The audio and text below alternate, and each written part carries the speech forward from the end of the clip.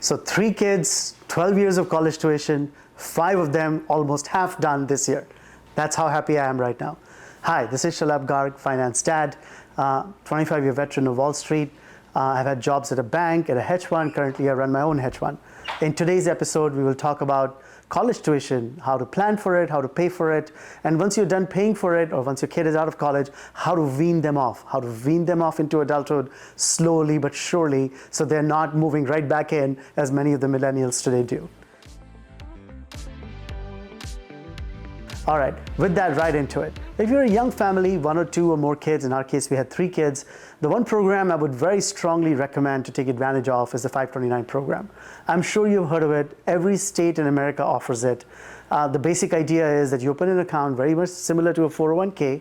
The big difference is that the investments or the savings that you make into that account are post-tax, not after-tax. So then you might ask, well, if it is post-tax, then why put a savings there? I might as well save it in my savings account. Well, the advantage is that whatever income that you generate in that account, once the college tuition time comes and you withdraw money from it, you don't have to pay capital gains tax. So let's say if you've been, as a hypothetical example, saving about $5,000 a year from the year of birth of your child for 18 years, and then that money, including the money that you put away, plus the appreciation that you enjoyed through the S&P 500 or whatever else you may invest through that 529 program, that money became $400,000 at the time of when your college is about to matriculate, when your kid is about to matriculate and go to college. That $500,000 may be composed of $400,000 of principal that you put in and $100,000 of gains that you accumulated over the period of time. In any other investment vehicle, that $100,000 would be taxable at a capital gains tax of 20%. Whereas through the 529 program, that money of $500,000 can entirely be taken and put to the college tuition with no taxes paid on it. So, it's not a massive amount of savings, you might say, because on $100,000 you saved $20,000. And again, when you're investing in the market, it could have always led to losses. But it does accomplish some goals, such as, one, it creates a habit of putting some money away from every paycheck or every year's total compensation into an account that is entirely towards the purpose of education towards your kids. And by the way, this money can be used not just for tuition, but for other expenses in college as well. For example, room and board, or computers, or anything that is related to your kids' college, you can withdraw money from this 529 program at the time when they're in college and pay towards it. So I found this program relatively valuable. Investment options within the program, I was in the New York 529, but I'm pretty sure it's the same in every other state's offerings as well. The S&P 500 is the simplest and the easiest one to pick from. There's no reason to pick anything else. It's low risk, it's steady, and it'll give you that 7 or 8% of annualized growth over a course of 18 years to create some capital appreciation in the savings that you put in. You do put money after tax, so it's not as if the money that you put in is from your pre-tax income. If you've made $100,000 of income over a year, the 65 that you get after tax, the money that you will put into it will come out of that 65 and not from the 100, which is how your 401k investments come in up to a limit where you put in money from your pre-tax income. I think it's worth it. I really recommend it. It creates a discipline around something that's expensive, something that's important, and something that almost every family deals with, college tuition. With that said, that brings me to the second point, or the second part of this podcast, in terms of when they are in college or they've gotten into college. I strongly recommend that you take advantage of the grants that every college offers.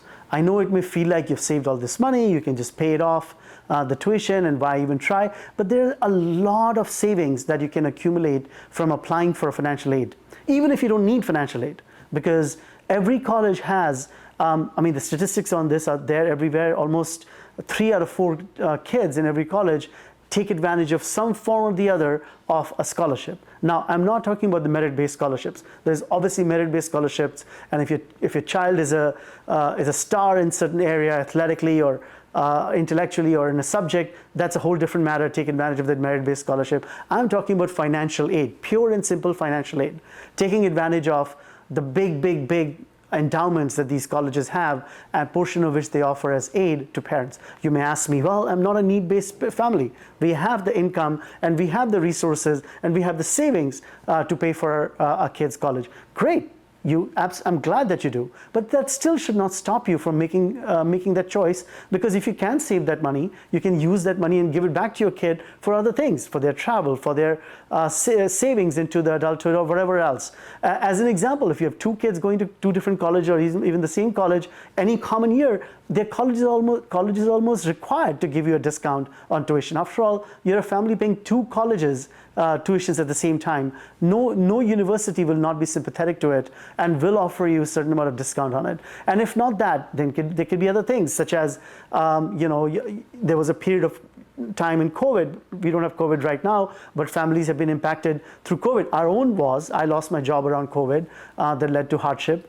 And we talked about that hardship to one of our colleges, and we got discounts towards, they were not major discounts. So let's say, these days college tuition plus expenses ends up being about 100 grand a year per child per college.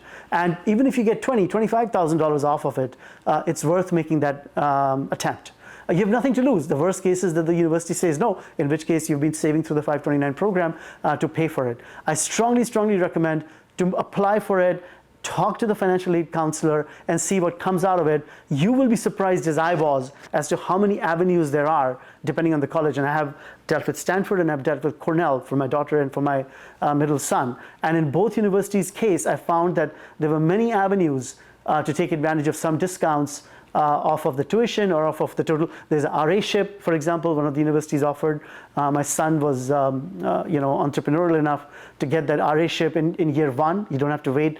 You may be told that you have to wait until year 2 or year 3 to get it, but even in year 1 and year 2, you can get an RA-ship that shaves off a lot of money through your residential costs and things of that nature. Point being, that even when your kid goes into college, and even as you've been saving all these years towards that college tuition, that money is money that you've saved as a family through hardship, through actually making an effort. You don't have to just give it away to the university that has $50 billion endowment. You can at least make an effort to do a call with a financial aid counselor to see what options there might be to shave off some of that tuition. And I promise you the college is not going to be any poorer for it. As we have learned in 2025, the amount of aid that they get even from federal grants is incredible. So it's not like these private universities don't have avenues to raise money or don't have the possibility of offering this grant and still be very well off in offering all kinds of resources to all the other kids. And that brings me to the fun part of this podcast, which is how to wean off that college kid once they're in their senior year and after. I have one kid like that who has graduated college this year, Zoya, and it's an important thing to do. It's important for 2 or 3 reasons. It's important, one, because you want them to become adults. You want the kid to be weaned off of your family resources, not just because you want to wean them off of your resources, but also because you want them to embrace adulthood. And the only way they will embrace that adulthood is if they feel like they're paying bills, they are embracing everything that comes with being an adult. And if they're still on your insurance, if they're still on your college plan, your cellular plan, if they're still just basically operating as an extension of your family, they will just save their salary or the income that they earn as adults, and this is assumed this is how life will be. And that is, unfair, both to you and, to be honest, to the child as well, because now she's 21, 22, 23, and if they're not going to learn the way to be an adult today, when are they going to learn? Before you know it, they'll be, given your experience how quickly life passes by, before you know it, they'll be mid-20s and late 20s, and they're still on your some way or the other dependent on you, and you're not going to be around all the time, right? Death is a certainty. You will never be around forever. You might as well train them early and wean them off. There are 2 strategies I will give you that work for us very, very well. Number 1, get them a credit card in their own name. I don't mean a dependence card. I don't mean a dependence credit card where you are paying the bills. I'm talking about a card that is entirely on their name and in their credit. There are 2 advantages of that. One, they will pay the payment at the end of every month, and they will see how credit card bills pile up and that how much money they've spent. They'll be a little more careful when every time their phone goes ping and there's a text message from what they spent money on. So the second advantage of it is that they'll build credit on their own name as opposed to your credit. And as a result, that will help towards their future expenses and whatever else they may want to do with that credit into the future. The second, I would have a conversation about what's a good deadline for them to be entirely on their own. And I would have that conversation early on, maybe in year 2 or year 3 of college, as to what do you think is the age at which you want to be entirely on your own, and then hold them accountable to it. In our case, Zoya said 2 or 3 months after graduation. I thought that was a pretty aggressive goal that she came up with, but I thought a very honorable one as well. 2 or 3 months, she graduated in June of 2025, so I thought by fall of 2025, she will be almost entirely on her own. Another thing you can do is take them off of your cellular plan. If you're like me, you probably have a family cellular plan where everybody has an extension of your Verizon or whatever the service provider you use, and they are just a number out of that account, and you're paying all the bills for them. Now, it's not a major bill, $30, $40, $50 a month. I understand that's not a lot of money, but again, once they have their own number on which you have no tracking anymore, you just know the number, but you have no idea about what they're using that number for, and they have to pay that bill at the end of every month, and then that includes their internet and their all these hidden charges, as you know, that these providers put into. It will create discipline. It will create them a curiosity to try and understand why a bill looks a certain way, which will lead them to embrace adulthood in a way that nothing else can. So I would recommend that as well. Another thing you can do is start to wean off allowance. If you're like us, you probably pay them an allowance every week or every month, and they use that allowance for a variety of different things. Start to wean them off of that allowance and start reducing it from a certain amount monthly to a certain amount quarterly, and then slowly wean them off. If you have a kid who's not moving back home, like in our case, Zoya is staying back in San Francisco, getting that apartment, that first apartment rental, that's a major endeavor. Let them be the ones to find that apartment on their own. Let them be the ones negotiating the lease on their own. Let them be the one to realize how hard it is without having enough credit or enough history of salary or something like that to negotiate that apartment with the landlord, and how many multiples of monthly income is required. Let them discover that on their own. Now, they will come back to you with questions, in which case it's your job and as a friend to them to answer those questions the way any other friend would answer those questions for them. But only answer the questions. Don't resolve it for them. Let them struggle. Let them make the decisions. Let them feel like they're adulting. Let them feel how you did it 20 years ago, 25 years ago, and since then information is more available, not less. They absolutely can figure that out. Zoya did, and I'm sure your child can as well. Let them do all of those things on their own and become an adult that they deserve to be. They want to date. They want to date people by their own choice. They should also live by their own merit, their own income, and in their own way. I'm a little extreme on this, so what I'm about to say, you're welcome to reject it. Certainly my wife rejects it. She hates when I say this, but I don't see my parental responsibility towards a 22-year-old anymore. I see a parental responsibility ending at 19, 20, and 21, and a friendly relationship beginning with that person who's now an adult. I don't want to be the person who my 21 or 22-year-old kid is depending on for parental supervision. I don't want to do it.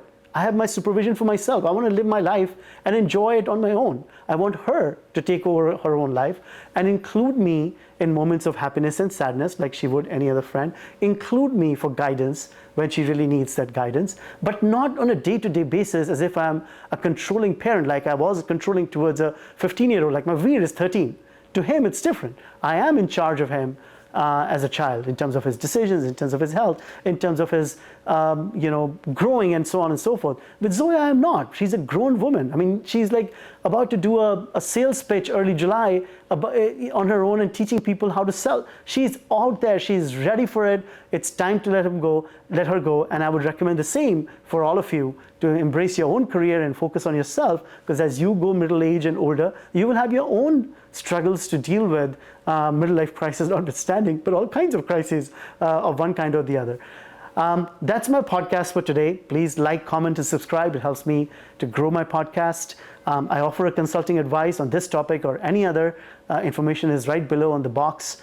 You can reach me through any one of those means. And until next time, see you again.